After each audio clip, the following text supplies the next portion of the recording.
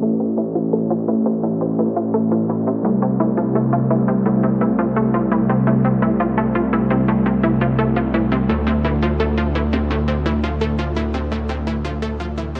see, let's shift to China now. You've been beside me pretty much along the way on the tour. Yeah. And I must go to China. I must go to China. You promised me that. China, well, of course, we welcome you. Everybody, if he's not within China very soon, you can let me have it, okay? The thing about China is China was in that situation many years ago when it had hard industries. It had, environmental issues with some of the industrial products. Because you've got to remember, China is the warehouse and the factory of the world. Yeah. Still is, probably still will be for a long time. I think you need this, but I really mean that. I think China is the first one with all the area, military, solar energy, cars, buildings, whatever. Highway, subway, everything is the best. Even though you haven't been there, why do you think it is? I see many videos for that. Serbia and China are also the good friends. Yeah. And have a good relationship between Serbian government and Chinese government. In Serbia, we have a lot of building. We have a lot of building or bridge or stuff like that. Chinese work there. Chinese, Chinese company. Yeah, build them. Probably a lot to do with the Belt and Road, One Belt, One Road initiative. Yeah. And, when I was interviewing the deputy ambassador last year in Chongqing about it, she made an interesting comment when I spoke with her in an interview last year. She said that she actually follows a lot of influencers or YouTubers, just like us, to get an idea of what's going on.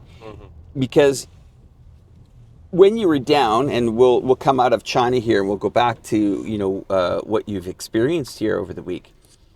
But for me, my experience in China has been exactly that.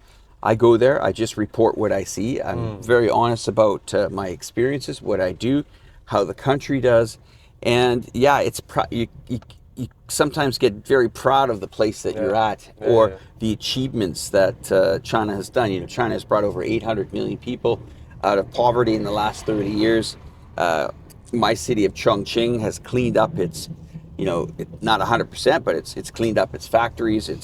It's made them, go more green, not on a Greta Thunberg green where you rip up the manual and tell everybody to go out of business to stop doing things. No, they're doing it smarter. They're learning. They're doing it better, and they're putting the money into it. Yeah. Look here. They all with Chinese car. In this road. Yeah. Only in this road. Cherry, Haval. Yeah, you're right. A lot of Chinese cars over there, yeah? So you're noticing, that's interesting that you even notice that there's... there's another one there, another new energy vehicle there. Yeah. And... they're the best, and they're cheap. They have a cheap car. And also, I think, not just about price. I think quality, if you're going to spend $20,000 or $30,000 or $40,000 on a Chinese car, you're going to get, top-end tier car, right? You'll be glad to get that, leaving the $40,000 mark for a U.S. car. Now, that's not to say that, there's struggles, but do you believe here, when Russia was left on its own here, because remember, you arrived here, your bank cards don't work here. Nope. Your telecommunications pretty much don't work here. Viber, Instagram, TikTok. All blocked. All blocked. Visa also. Everything is blocked. And most of this has to do with the Western companies deciding to leave here. And of course, when they think the war could potentially be over, they want to come back here. And Mr. Putin says, well, we'll be the judge who comes back in here. Now, let's get back to what we were talking about. This area down where you were visiting in the Donbass region.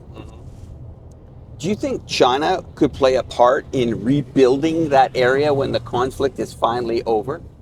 Why not? China have power, money, stuff like that. But I don't know does Russia prove that? Because in global circumstances, Russia, China, and US are three biggest power in the True. world. Yeah. Interesting comment you say that. Would Russia approve it? I would have to say undoubtedly they would, because these two nations now are trading about $300 billion a year now. I don't know. And yeah, and that's had to do a lot with when you cut off, because remember, hardly any planes, you saw that at the airport when you arrived, hardly any planes from Europe. I actually don't think there is a plane from Europe. Only Serbs, Chinese. Exactly, Serbs and Chinese, right? And we do see a lot of Chinese on the streets here. Just in the hotel, we have Chinese. You interview some of them? Yeah, in the red square, Chinese, and the Chinese are here to do business. Number one, and maybe a little bit of traveling on that. My city of Chongqing actually just connected, I think, 2 or 3 routes directly to Moscow now. Direct flight, huh? Yeah, direct flights from our new T3B airport that was recently opened in Chongqing. But back to the rebuilding. I see China coming in here. I also see Russia rewarding countries like yours after this whole mess is done. So this could be a strategic wise or strategy wise. I think Serbia is in a very good position here. Loved by Russia, loved by China, and they might look at it. Well, of course, punished.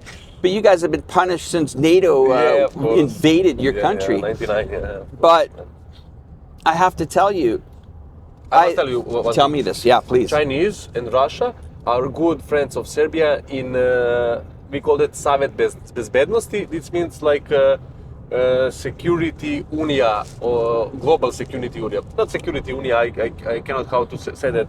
Savet Bezbednosti, maybe something like Savet Bezbednosti. I will tell you. Something about security around the world. Right. Chinese and Russia are always with Serbs. Oh, okay, interesting. Very interesting to hear. Yeah. There's another Chinese vehicle. We'll just show you guys right there in the back of the car. Yeah, of course. There's lots of them here. I'm starting to really, now that you're mentioning them to me, I'm starting to see them all over the road. And that's because sanctions were here. This is one of the most sanctioned countries ever in history. Yeah. They've shut down the bank, they've shut down the airlines, they've shut down the visas for even people wanting to live here. So as you made your way down to the Donbass area, probably took quite a bit of negotiating to get you down there. It's not a place where you can just fly into, get out of the car and you're in Donetsk. Shooting something, no, of course not. So is there anything that you really remembered about this last 5 to 7 days that will always be in your mind of this travel? One thing, First, one thing in Mariupol, when I ask some question, people don't want to answer me. They were afraid. They live in a lot of stress over there because they. That was a city that was almost 385,000, 90% destroyed. Destroyed, yeah. Steel factory destroyed, their livelihood destroyed. Ukraine made it stand and got blown up. And they told me one thing. If Ukrainian have a friends who is Russia, if he send me a message, Ukrainian to Russian people, go to jail. What? Right now. Really? Yeah. If Ukrainian people send one message to Russian guy, now Ukrainian people go to jail. That's crazy. Yeah, very crazy, man. Very crazy. And second thing is democracy. Whole world talk about democracy. Yeah. I'm in the bus with Brazilian, with you, with French people. French people cannot go to France anymore because they want to see the truth and to tell the truth. But democracy. So what do you mean by that? Like you're saying that if somebody has an opinion, like we know a few people on our tour, we met some really interesting people. Also met a guy from a cool channel, geopolitical channel, Frank. Frank Tank. Frank the Tank. Frank Du Tank. I think I got that right. We're going to also put Frank's channel in the description below here. And I'm hearing that you're starting a new channel? Yeah. Or have you got one? Or you're in the process? Do you know the name? You will help me with that, yeah? Of course. Okay, You're well, my buddy from the room. of course. Well, it's been a great conversation, my friend. I wish to you meet well. you, man. This is just the beginning, not the end. And course. everybody, just want you guys to look in the description below. We're going to have Frank's channel in there as well, and Milosh's Instagram links. And of course, don't forget to hit that subscribe button if you're new to the channel. Leave a comment as always. Thanks for watching. Bye for now. Take care.